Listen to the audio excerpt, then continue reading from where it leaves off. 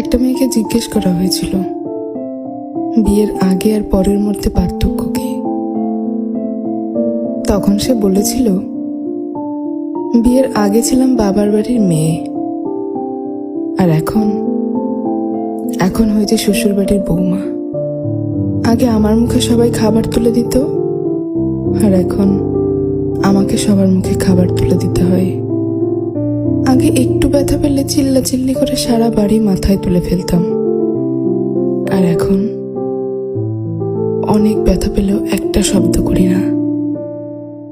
আগে হাসার জন্য মা বকতো, আর এখন কাঁদতে গেলেও ভয় হয়।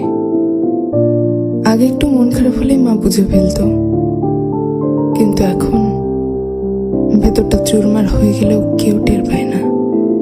আগে ভাবতাম বাইরের জগৎটা অনেক শান্তি, কিন্তু এখন বুঝি মায়ের আঁচলে নিজেই শান্তিতে ছিলাম।